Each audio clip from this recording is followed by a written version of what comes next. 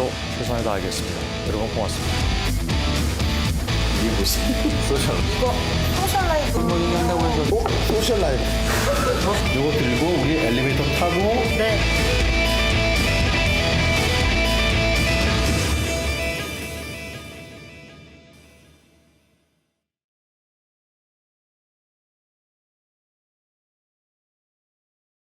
이 거의 대부분은 여론 조작에 몰두했다고 봄이 상당합니다.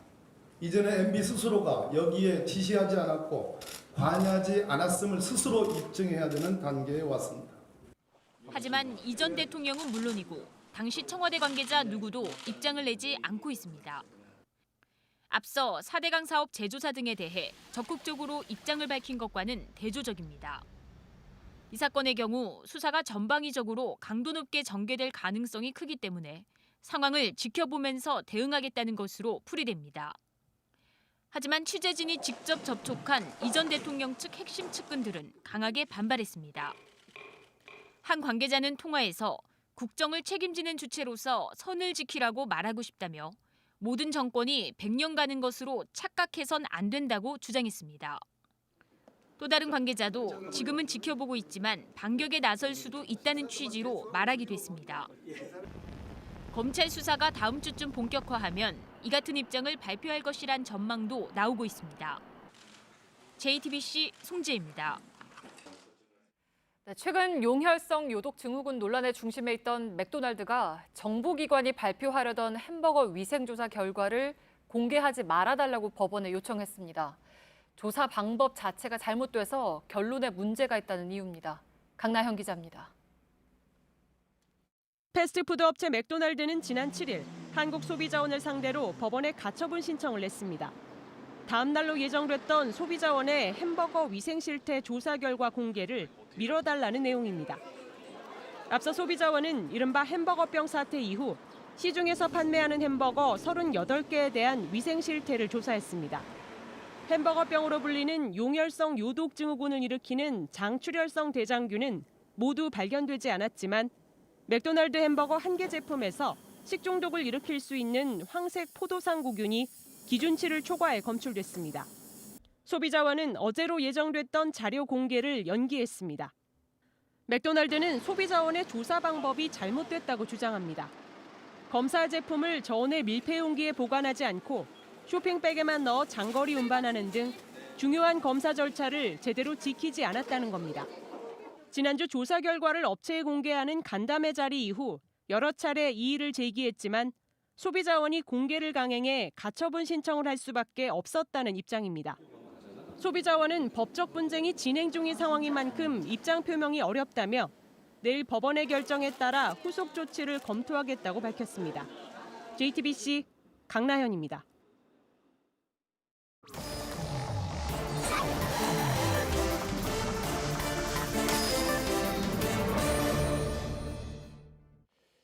예, 오늘 오대영 기자의 팩트체크는 하루 쉽니다. 잘 준비해서 내일 전해드리도록 하겠습니다. 비하인드 뉴스를 바로 진행하죠. 박성태 기자가 나와 있습니다. 첫 번째 키워드를 열어보죠.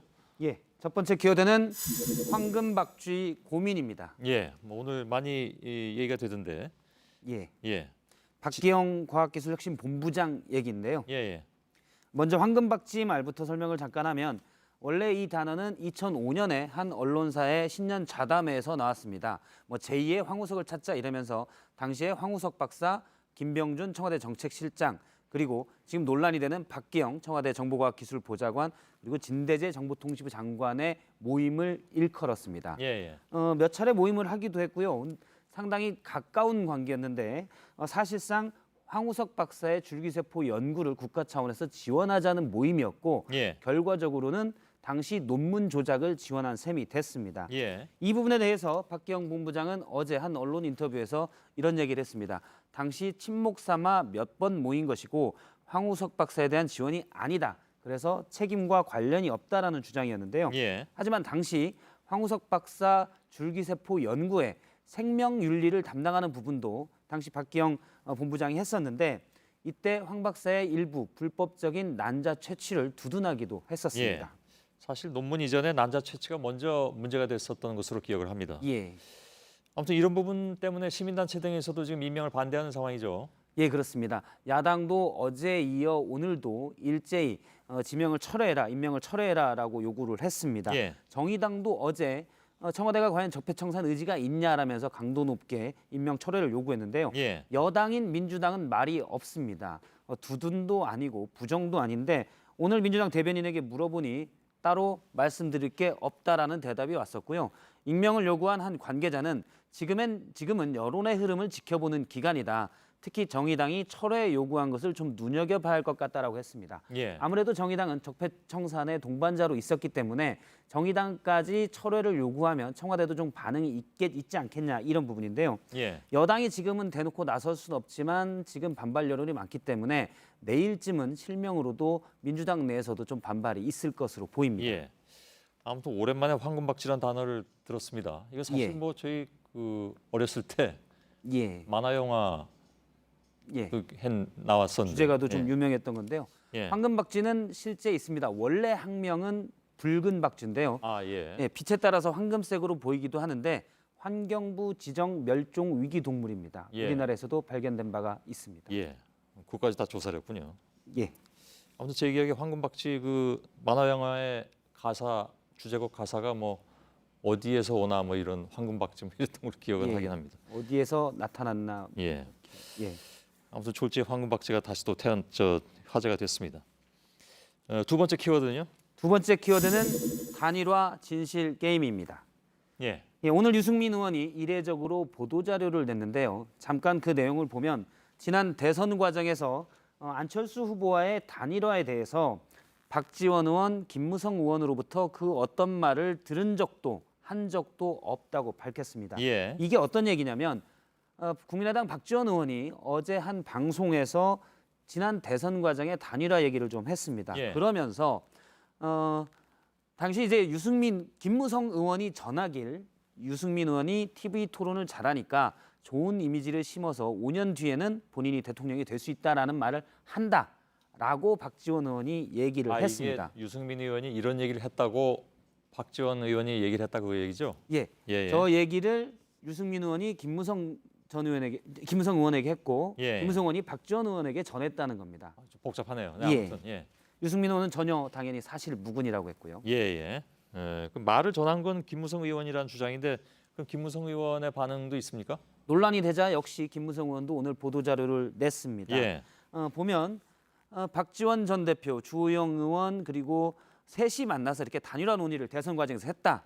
그런데 유승민 의원 관련 발언은 전혀 사실 무근이다라고 얘기했습니다. 예. 그렇게 따지면 박 전 대표가 지어낸 것 아니냐 이렇게 됐는데요. 예. 박지원 전 대표에게 오늘 확인하려고 몇 차례 통화를 했으나 받지 않았습니다. 예. 원래 박 전 대표가 기자들의 전화를 다 받고 또 콜백하기로도 유명한데 예. 오늘은 보좌관과도 연락이 잘 안 됐다고 합니다. 예. 이 때문에 우선 내용만 보면 지난 대선에서 대표급의 진지한 단일화 논의가 국민의당과 바른정당에 있었다는 것은 확인이 됐고요. 그렇군요. 다만 유승민 당시 후보가 이에 반대했냐는 확인이 아직 안 됐습니다. 예. 어쨌든 이 부분에 대해서 오늘 이제 최근에 국민의당과 바른정당이 내년 지방선거를 앞두고 연대를 하겠다 이런 얘기가 심심치 않게 나오는데 예. 박지원 전 대표가 노이즈 마케팅을 한 것 아니냐 이런 지적도 있습니다. 예.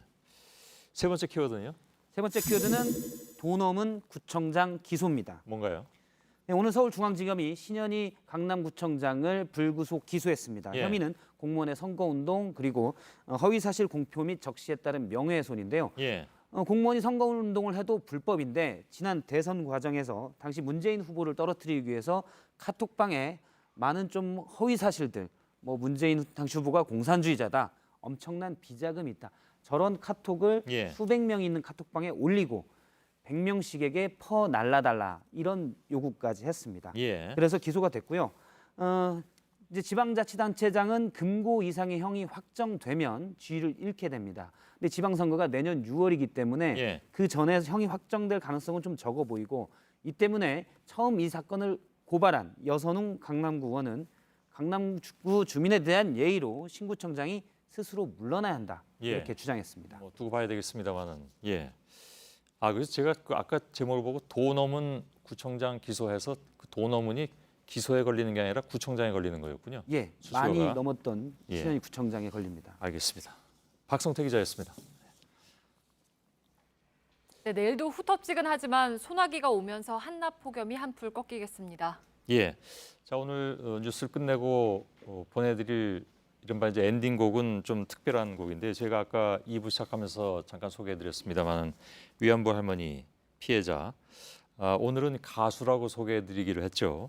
길원옥 할머니의 신곡, 가장 최근에 배운 신곡이시라고 하는데 바위처럼이라는 곡을 잠깐 좀 함께 듣겠습니다. 그리고 오늘 소셜 라이브는 길원옥 할머님을 만나 뵀던 강버들 기자를 비롯해서 저희 디지털 뉴스룸 팀이 나와서 직접 같이 좀 얘기를 나누도록 하겠습니다.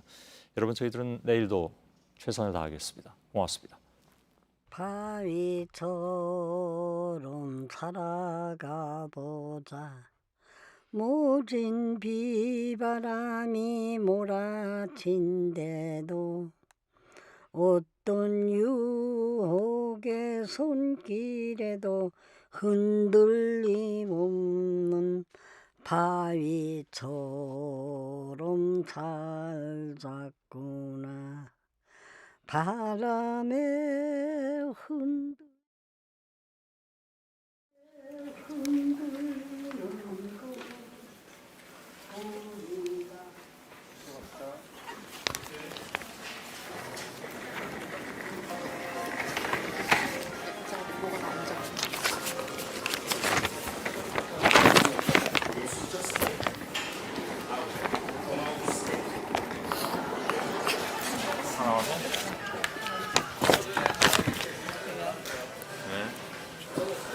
소셜 라이브를 진행을 하죠. 올해는 못 있겠지만 아무튼 맨 왼쪽에 강버들 기자가 나와 계시고요. 유저 여러분들은 뭐 다 익숙한 기자죠. 최수연 기자가 나와 있네. 네, 안녕하세요. 최수연입니다. 최수연 기자하고 강버들 기자 중에 누가 먼저 디지털 뉴스룸으로 갔죠? 최수연 기자? 제가 아주 조금 한 1주, 2주 아, 그래요? 네, 정도 왔습니다. 최수연 기자는 디지털 뉴스룸 팀에서 어떤 역할을 하나요? 저는 주로 콘텐츠를 이제 기획하고 네, 그 기사의 구성을 좀 쓰고 그리고 편집을 옆에서 이렇게 가이드하는 네, 그런 그래요? 역할을 하고 있습니다. 주로 근데 아이디어를 내는 역할을 많이 하고 있습니다. 그래요? 네. 최근에 낸 아이디어는? 최근에 낸 아이디어는 뉴스룸 줌아웃이라 그래서 네. 뉴스룸에서 한 발 떨어졌을 때 이제 방송에 나오지 않는 우리 식구들이 있잖아요. 뭐 분장사 분들이라던가 예. 네, 그런 분들에 대한 이제 이야기를 좀 담아서 오늘 소셜 스토리에 네, 올라갔습니다. 예. 아, 오늘 올라갔어요? 네, 오늘 예. 오후에 올라갔는데 네, 좀 반응이 좋은 것 같습니다. 그래요? 이런 걸 많이 다뤄달라고 뉴스룸이 그래요? 더 알차 보인다고. 예. 예. 아, 줌아웃은 많이 해야 되겠네요. 네. 이쪽으로 줌아웃을 하면 이상화 기자가 나와 있군요. 네. 이상화 기자가 여기서 제일 그러니까 고참이네요. 디지털 뉴스룸 팀에서는. 네, 1월에 왔습니다. 그래요. 예. 예. 이상화 기자는 그러면 어떤 역할인가요? 최수연 기자와 강버들 기자를 관리하는? 아니, 감독하는? 관리는 아니고요. 이제 네. 동료이고요. 네. 그 저는 주로 맡는 역할이 이제 소셜 라이브 이거 이제 약간 이거죠. PD 예. 역할을 하고 있고 이전에는 이제 정치부랑 사회부랑 나눠져 있었는데 예. 사회부를 제가 주로 하고 네, 정치부로 이제 강희식 선배께서 그렇죠. 네, 이렇게 했었습니다. 예. 이상화 기자하면 혹시 다른 분들이 기억하실지 모르겠는데 저 카메라에 꽝 하고 부딪혔던 장면으로 예, 그 이후로 괜찮았어요 그날? 예, 좀 쪽팔렸습니다. 예. 비방 용어인데. 죄송합니다. 밖에 많이 있다 보니까 비방용. 아, 그래요. 그때 이제 3번 카메라에 부딪혔었는데 인간적으로 들리긴 하네요. 알았습니다. 당황했었나 봐요. 알았습니다. 자, 오늘 얘기는 뭐 잠깐 저는 듣고 가겠지만 조금 아까 길원옥 할머님 그 노래도 들었는데 강버들 기자가 만나 뵙고 왔죠? 네. 예. 마이크가 어딨나? 예, 이건가요? 예. 네. 제가 직접 만나 뵙고 왔습니다. 예. 근데 여기까지만 제가 듣고 갈게요. 저 파일을 하나 가져왔다고. 일단 길원옥 할머니의 노래 음반에 대해 취재를 하면서 검색을 하다 보니까 길원옥 할머니에게 영감을 받아서 예. 제작된 영국 밴드 2인조 여성 그룹의 노래가 있더라고요. 아, 그런가요? 2008년에 만들어진 노래고요. 아, 오래전이네요. 네네. 이제 할머니가 90년대 말에 98년쯤에 본인이 이제 위안부 피해자라는 걸 71세까지 숨기시다가 밝히시고 세계 돌아다니면서 증언을 한 걸 이분들이 듣고 아니 왜 이런 역사를 우리가 몰랐지? 예. 라면서 그 얘기를 담았는데요. 노래가 Take These Bones라고 Take 하는 these bones. 예. 예. 이 뼈를 가지고 가라. 이 아. 뼈가 뭐 할머니들의 증언, 아픔, 할머니 그 자체일 수도 있고요. 근데 예. 아, 그렇군요. 그 2인조 여성 듀엣인가요? 네네. 줄리 매튜스와 크리스 와일이라는 아. 분들이십니다. 네. 그 두 사람은 아직도 활동을 하나요? 네. 활동을 본인들이 당시에 했던 인터뷰를 보니까요. 우리가 세계로 뻗어가는 그룹이니까 예. 이런 노래를 통해서 위안부 할머니들의 문제도 많이 알릴 수 있다. 뭐 예. 이런 얘기가 하시더라고요. 그걸 지금 들어볼 네. 수가 있나요? 네네. 저희 노래 준비해왔습니다. 아, 여기 있군요. 예. 마이크.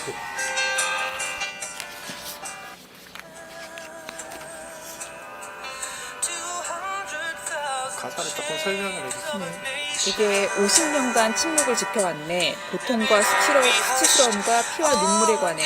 그러나 이 침묵이 천둥소리처럼 깨졌을 때 세상의 무게는 지금 너를 바닥으로 끌어내리리. 그러니까 지금 너는 사실 이런 사실 숨기고 싶은 사람들이겠죠. 그러면서 이제 마지막에는 우리는 침묵하지도 부정되지도 않으리.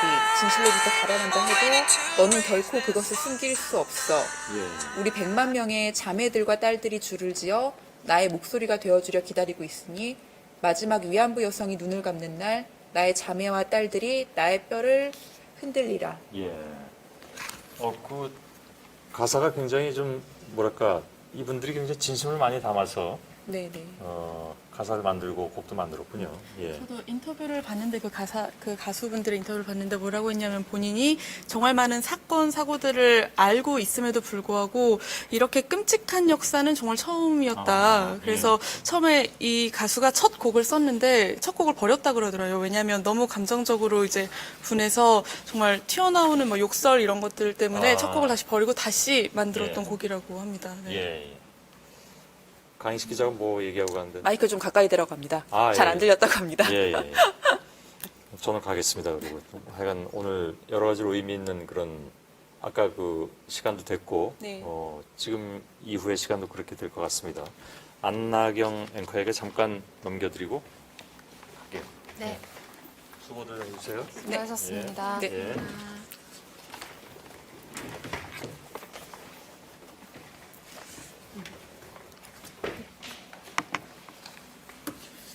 네.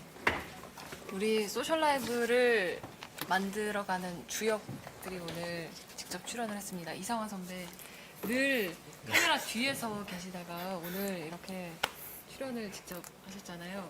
네. 네. 많이 떨리시는 것 같아요. 예, 굉장히 많이 떨리고요. 사실 그러니까 저희 기자들이 굉장히 잘한다고 생각을 했거든요. 이걸 라이브로 이렇게 생으로 이 내용들을 하는 게 굉장히 어렵다고 저도 기자지만 그렇게 생각을 해왔었는데 이제 밖에서 봤을 때보다 여기 앉아서 이걸 체험을 해보니까 우리 기자들이 얼마나 대단했던 주제였던가를 체험하고 있습니다. 체험 소셜 라이브 현장인가요? 이제 앞으로는 좀 더 이렇게 야단도 안 치고 이렇게 좀 착한 PD가 되도록 하겠습니다. 네. 오늘 어떨지 한번 기대가 되는데 오늘 주제가 아까 그 나간 길원옥 할머니 음반 관련 이야기를 많이 하는 거죠? 네, 그 노래와 더불어 할머니 얘기, 제가 만난 할머니의 우리가 생각하지 못하는 할머니의 또 다른 모습, 네. 그리고 뭐 다음 주에 있는 세계 위안부 기림일에 대한 설명 뭐 이런 것도. 네, 14일이 이제 기림일 맞습니다. 25주년. 25주년은 아니고요. 정해진 걸로부터 따지면 오참이긴 한데요. 네네. 근데 그 할머니가 처음 증언했던 때로부터 따지면은 25년, 25년, 6년? 뭐 네. 1991년에 1년에 최초로 처음으로 이제 국내에 했으니까. 최초로 증언해 주셨죠. 네네. 그리고 또 이제 음반 발매는 아직 안 된 거죠? 음반 제작 발표회가 내일 있습니다. 네. 그래서 이제 내일 이제 이 음반이 이제 일반의 대중에 공개가 되는 거고요. 네. 저희 JTBC 뉴스를 통해서 먼저 공개하고 싶으시다라는 말씀을 해주셔서 음반을 음원을 먼저 받았고 그래서 이제 만나 뵙고 네. 얘기 나누고 노래도 직접 듣고 뭐 그런 시간을 가졌습니다. 콘서트도 하신다고. 콘서트는 그러는데. 14일에 그 네. 위안부 기림일에 날 맞춰서 저녁에 청계홍장에서 문화제가 있거든요. 근데 어. 문화제 끝 무렵에 그 길할머니께서 이제 무대에 오르시는데요. 무대 의상을 준비하신 중이라고 합니다. 아, 그래요? 아, 네. 정말요? 많은 분들이 좀 보셨으면 네, 네. 좋겠습니다. 오늘 그러니까 그 위안부 피해 할머니들의 꿈에 대한 이야기를 할 거잖아요. 네. 그래서 약간 좀 뭉클한 이야기들이 많이 나올 것 같습니다. 페이스북으로 저도 한번 같이 보겠습니다. 수고하세요. 감사합니다. 네.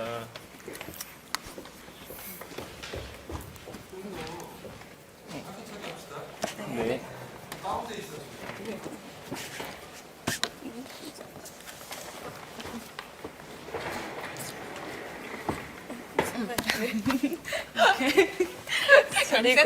자리 구도가.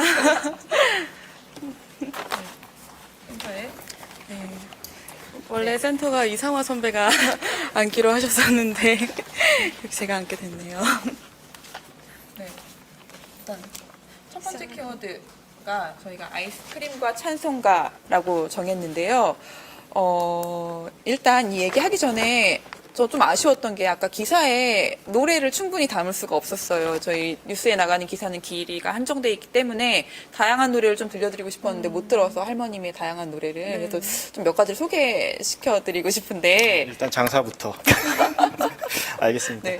이거 잠깐만요. 제가 좀 쉬는 시간 있어야 돼가지고. 아, 네. 그 일단 사실 위안부 할머님이라고 하면은 위안부 피해자 할머님이시죠. 그쵸. 라고 하면은 약간 상처받은 분들, 힘드신 분들, 지금도 힘든 분들이라는 생각을 먼저 하게 되고 노래도 되게 구슬픈 것만 맞아요. 불렀을 것 같잖아요. 사실 옛날 노래들의 정서가 약간 구슬프기도 한데 신나는 노래들이 있었고 그래서 또 할머니의 또 다른 면을 볼 수 있었다고 생각을 합니다. 근데 그 중에서 제가 들려드리고 싶은 거는 이게 할머니의 18번이래요. 할머니가 제일 자주 흥얼거리시는 노래인데 제목은 남원의 봄사건입니다. 좀 들려주세요. 좀 틀고 있을게요.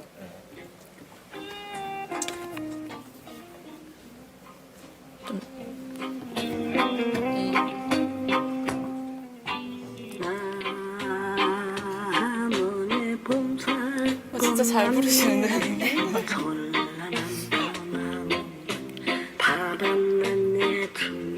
이게 지금 들리셨겠지만 이제 춘향이가 이제 바람이 나서 이몽룡을 만나러 막 신발도 벗고 뛰어간다는 노래인데 그래서 이제 그 할머니하고 함께 나와주셨던 그 윤미향 정대엽 공동대표께서는 가사가 19금이야라고 하셨거든요.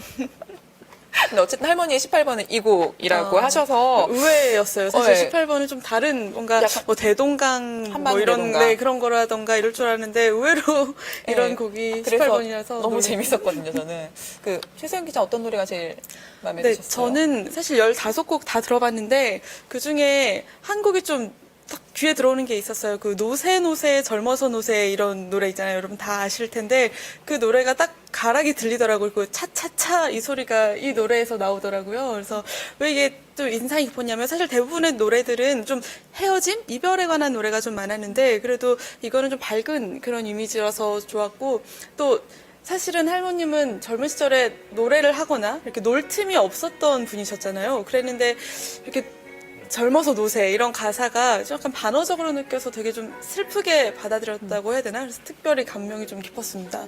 선배는 좀 여기 노래가 일단 나오고 있는데 한번 조금 들려주시겠어요? 노래 맨 끝에 들어보면 잘 놀고 있네 이런 말이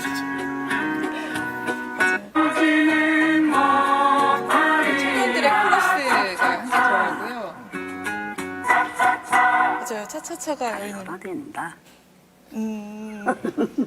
할머니가 이제 함께 코러스 한 청년들 보면서 잘 놀아 된다 허허허 하셨는데 최소영 기자 얘기한 것처럼 할머니의 뭔가 노새 하지 못했을 과거와 지금 뭐 이런 거가 대비되기도 하고 흥겨운데 생각이 많아지는 노래. 맞아요. 사실 흥겨우면서도 이렇게 듣다 보면 좀 서글퍼요. 그러니까 그 감정 때문에 그 과거 때문에 듣다 보면 서글프고 사실 할머니 인터뷰를 좀 봤는데 할머니한테 노래란 무엇인가, 왜 노래를 좋아하냐 이런 질문에 이렇게 말씀하셨더라고요. 노래는 기쁠 때 더 기쁘게 해줬고 슬플 때 더 슬프게 이제 감정을 따라갈 수 있게 해줬다. 그래서 기쁘거나 슬플 때 이렇게 뭐 울거나 이러기보다는 노래로 풀어내셨다고 하시더라고요. 그러니까 한마디로 정말 할머님 삶에서 노래가 하나의 뭔가 해방구가 아니었을까 이런 생각이 좀 들었어요. 이번에 노래를 쭉 들으면서.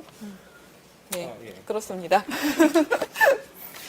예, 저는 그러니까 아무래도 좀 아재인가 봅니다. 저는 약간 슬픈 노래가 좀 생각이 나더라고요. 여기서 그 아까 뉴스에서도 잠시 나왔었는데 한마는 눈물 젖은 대동강이라는 노래가 있어요. 눈물 젖은 두만강이요? 눈물 젖은 두만강. 두만강. 강이 많아요. 강이 좀 두만강, 많아요. 대동강, 박달재 막 너무 막 그래서 헷갈리는데. 주로 네. 할머니께서 이렇게 15곡 노래를 많이 들어보면은 다들 제목이 약간 이별에 관련된 노래들이 꽤 많더라고요. 그러니까 이런 노래들을 부르면서 어떻게 좀 느꼈을까. 그리고 두만강은 약간 길원옥 할머님한테는 좀 특별한 노래거든요. 이미 평양에 13살 때 사시다가 만주로 건너갔고 거기서 이제 위안부로 이렇게 가시고 됐었거든요. 그래서 이게 이 노래를 들을 때마다 뭔가 느낌이 되게 다를 것 같아요. 이 노래 가사 자체도 이제 뭐 두만강에서 헤어지는 이런 노래이기 때문에 뭐 그리운 내니미어를 계속 나오는데 이걸 들을 때마다 좀 짠하더라고요, 저는. 그렇게 해서 이거를 좀 소개를 좀 해드리고 싶었습니다. 네. 나중에 듣기로 하고요. 네. 저희 일단 음반 소개는 여기까지 하고 저희가 이제 몇 가지 키워드를 정했는데요. 오늘 첫 번째 키워드는 아이스크림과 찬송가입니다. 네. 조금 약간 좀 뜬금없는 키워드인 것 같은데. 일단은 그 할머니께서 길할머니께서 당뇨가 있으세요. 그래서 드시는 걸 되게 조심하셔야 되는데 아이스크림을 좋아하시고 너무 더워서 아이스크림 맛있고 이게 그런 얘기를 제가 듣고 아이스크림을 이제 준비를 해서 만나러 가서 할머니랑 같이 오시는 그 정대협 윤미향 대표님한테 할머니 이거 드셔도 될까요? 제가 사왔는데 드셔도 될까요? 그랬는데 할머니가 옆에서 제가 윤 대표님한테 질문을 하는데 옆에서 고개를 끄덕끄덕 하고 계시는 거예요. 기다렸던 아이스크림. 그래서 옆에선 주변에 걱정을 하는데 할머니가 이제 괜찮다고 먹는 음식 못 먹으면 병이지 괜찮다고 그러면서 이제 하나를 받으셔서 이제 맛있게 잡수셨는데 이제 그런 모습을 보면서 뭐랄까 우리가 생각하는 그냥 막 되게 애달프기만 하고 되게 피해자이고 이런 모습뿐만 아니라 그냥 우리 할머니 같다라는 이게 죄송스러운 말인지 모르겠는데 약간 귀여우신 모습 또 보면 색다른 모습을 보게 돼서 저한테는 되게 인상적인 키워드였고요. 저도 클립을 계속 봤었는데 취재한 클립을 계속 보니까 할머니께서 왜 이렇게 말하면 좀 안 될 것 같긴 한데 너무 귀엽다는 생각이 너무 많이 드시더라고요. 그리고 이렇게 흥이 너무 많으신 맞아요. 분이라는 이런 느낌이 들었어요. 이렇게 막 좀 대답도 약간 시크하게 하시고 이래가지고 굉장히 노래 인상적이었습니다. 틱하면 노래 팍 나오고 주크박스처럼. 근데 이런 흥을 좀 숨겨왔다고 네. 그렇게 좀 들었는데.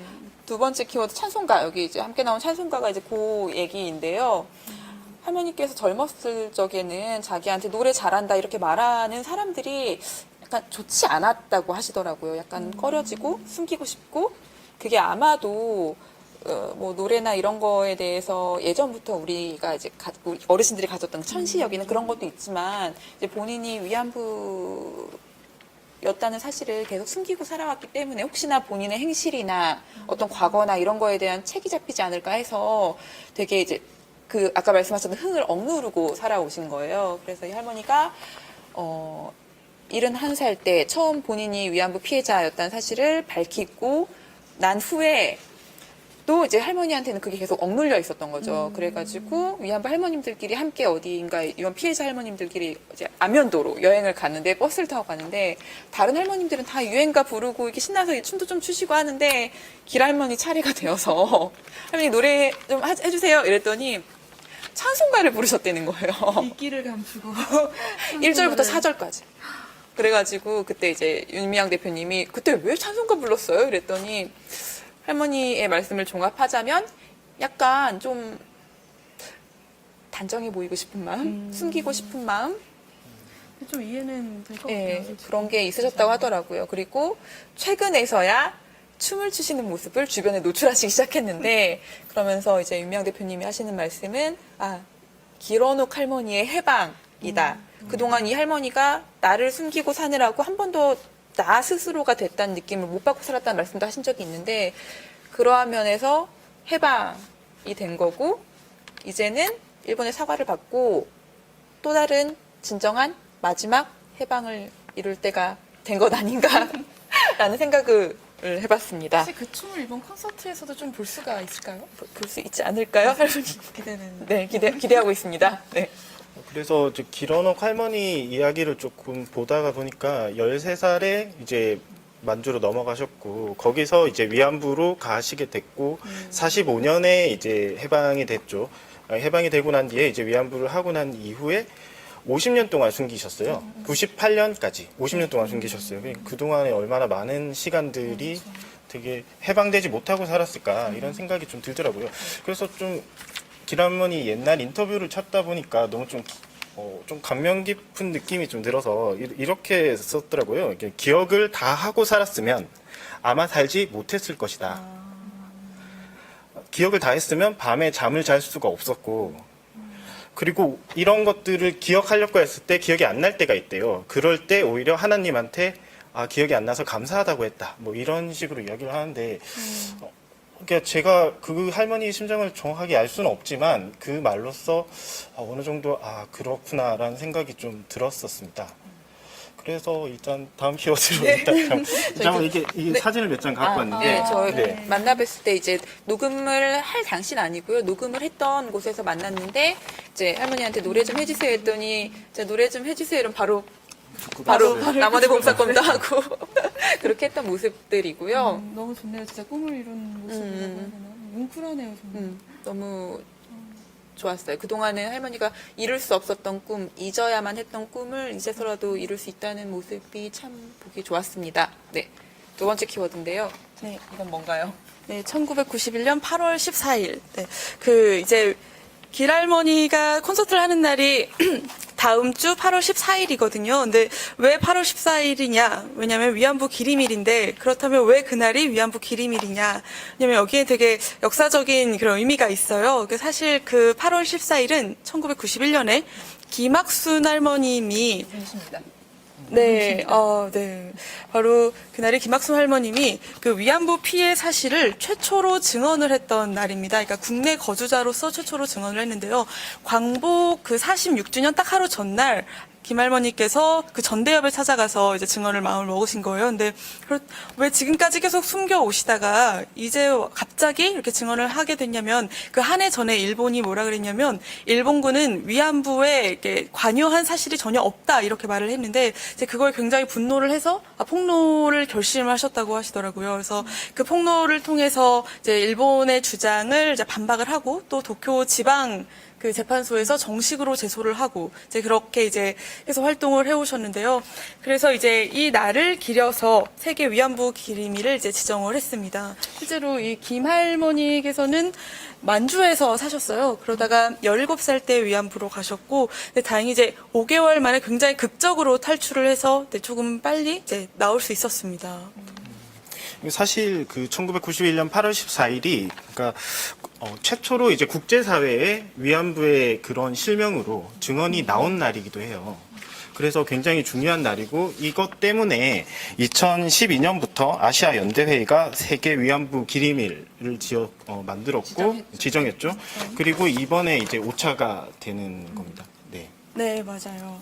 그래서 이제 다음 주에 이제 기림일을 맞이해서 여러 행사가 열려요. 이번 주말을 비롯해서 열리는데 당장 내일에는 국회에서 이제 위안부 할머님을 이제 소재로 한 어폴로지라는 영화 상영을 하고 거기에도 길할머니가 나오십니다. 맞아요. 이 길할머니는 배우 길원옥이시기도 하다는 거. 네, 맞아요. 그리고 8월 14일, 10일 이렇게 세계적으로 단지 한국에서뿐만 아니라 세계에서 이제 이런 집회가 열리거든요. 미국, 중국, 독일 다 열리는데 그게 단지 한국만의 문제, 한일만의 문제가 아니라 세계 여성 인권에 대한 문제로 이제 많이 전쟁 문제에 대한 문제이기도 하고. 네, 맞습니다. 그래서 그렇게 크게 열리고 그렇게 기리고 있는 곳입니다. 그래서 14일 날은 6시에, 저녁 6시에 청계광장에서 길할머니의 콘서트가 열리는데 좀 다들 한 번쯤 시간을 내서 가서 보시면은 좀 좋지 않을까 이런 생각이 들어서 저도 그날 좀 일찍 퇴근을 한다면 6시까지 청계광장을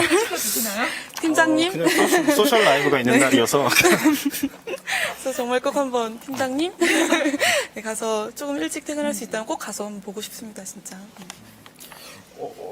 사실 이제 1991년 8월 14일 그 김학순 할머니가 증언하고 난 다음 해 1월부터 그 수요 집회가 시작이 됐어요. 수요 집회가 그해 1월 겨울에 시작을 해서 매주 수요일 12시에 매주마다 일어났죠. 일본 대사관 앞에서 매주 이루어졌고 그게 아마 1299차. 오늘도 있었습니다. 네.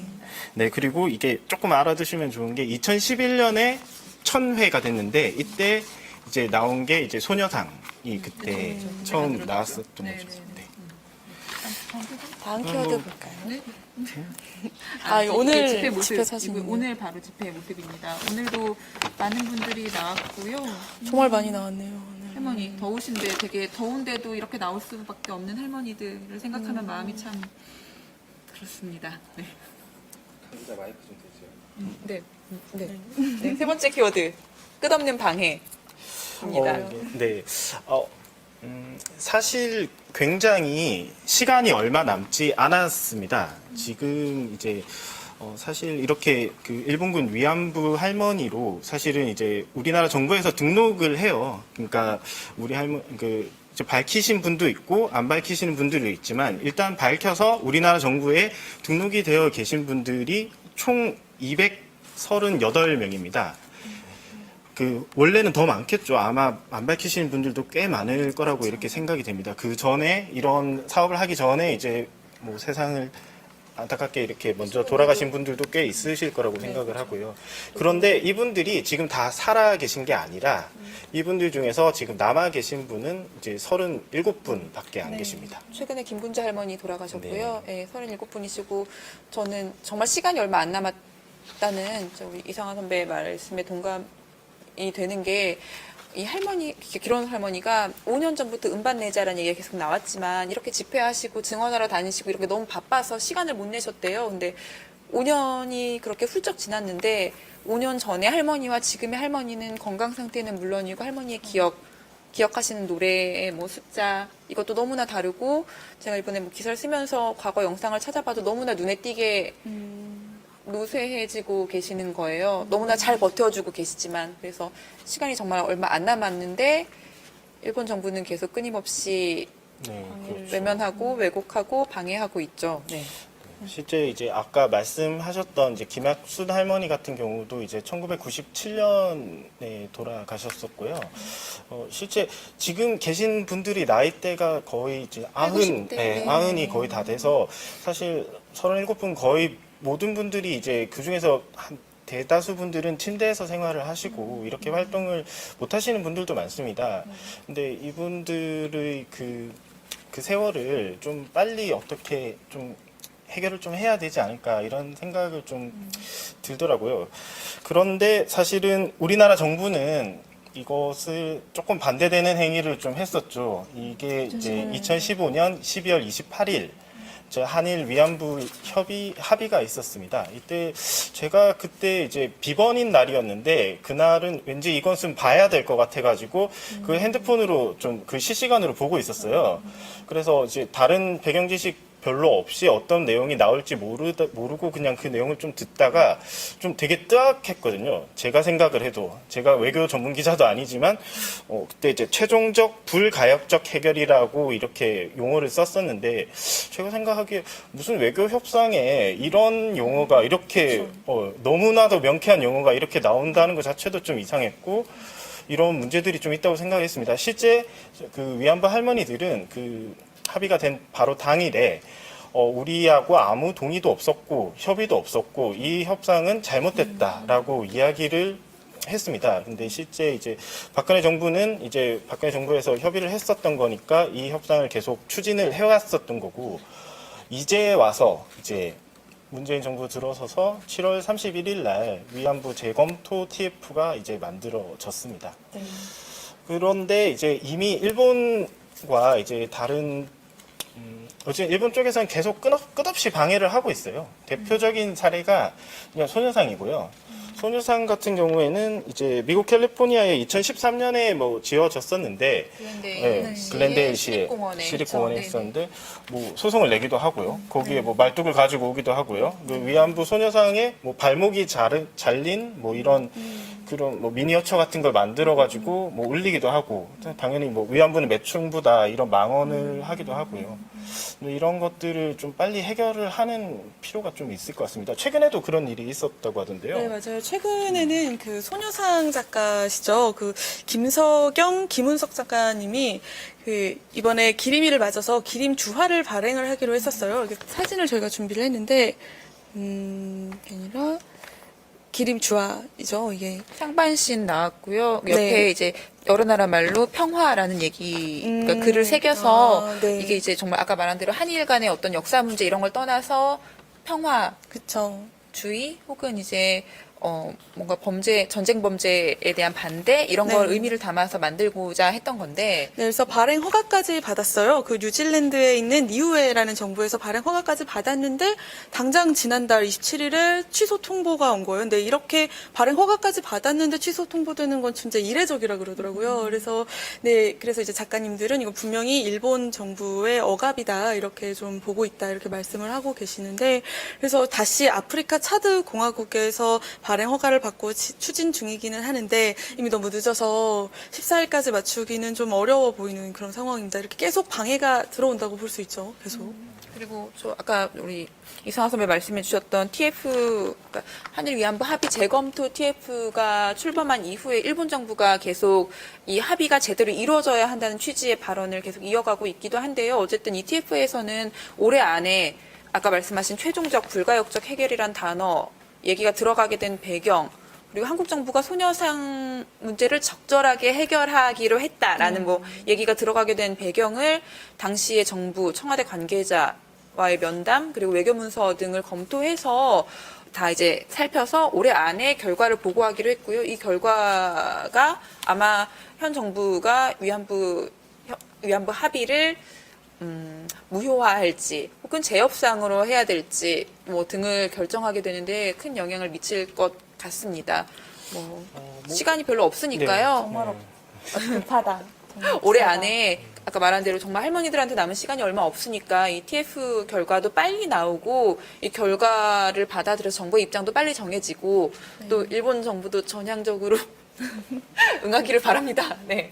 이게 뭐 사실 정부 합의 뭐 이게 외교적인 것이긴 하지만요. 사실 이런 외교적인 협상에 좀 힘을 받기 위해서라면 이제 우리 국민들이 조금 나설 필요가 있습니다. 이제 어느 정도 이제 명분과 우리 국민들이 이렇게 강력하게 주장을 하고 있다 이런 것들을 좀 보여주는 게 좀 필요한 게 아닐까 이런 생각이 좀 드는 뭐 하루입니다. 네. 다음 주 수요일에도 관련 문제에 대해 좀 관심을 가져주셨으면 좋겠고요. 네. 저희가 이제 나온 김에 저희는 소셜 라이브를 진행하는 디지털 뉴스룸 팀이니까 광고할 게 하나 있는데요. 자, 광고하시죠. 광고해주세요. 소셜 라이브가 100회를 맞았습니다. 다음 주 월요일이 100회를 맞는 네. 날이고요. 오늘이 99회. 네, 맞습니다. 100회 특집은 어떻게 진행되나요? 굉장히 고민을 많이 해서 여러 가지 안을 좀 짜다가 이거 말한 게 없다라고 생각을 해서 뭐 좀 이벤트를 하나 준비를 했는데요. 네. 어떤 건가요? 바로 손석희 앵커가 처음부터 끝까지 소셜 라이브를 다 진행을 해주십니다. 네, 출연하는 기자들한테 아마 날카로운 질문을 던져주실 네. 것 같은데요. 뿐만 준비를 아니라 많이 해야겠어요. 보시는 분들이 댓글로 그날 주제에 대해서 질문도 올려주시면은 앵커와 기자들이 이제 질문을 답하면서 네. 또 좋은 질문 올려주신 분한테는 저희가 선물도 보내드릴 예정입니다. 네. 열심히 준비하고 네, 열심히 준비를 하겠습니다. 아까처럼 너무 쪼지 않고 아까 여기 경험해보니까 너무 힘드니까 잘 준비하도록 하겠습니다. 이거 준비하면서 뭐 옛날 기사들 같은 것들을 많이 찾아봤었는데 옛날에 이제 손석희 앵커께서 하셨던 앵커 브리핑 내용이 좀 하나가 좀 꽂히더라고요. 이게 어떤 내용이었냐면 준비해 오셨나요? 네, 준비했습니다. 네. 앵커 브리핑에서 이제 소녀상 관련된 앵커 브리핑을 하면서 기억하는 사람들이 있는 한 기억은 과거가 아닌 현재라는 것. 뭐 이런 식으로 하시죠. 죄송합니다. 너무 준비해 오셨네요. 엔딩 멘트였습니다.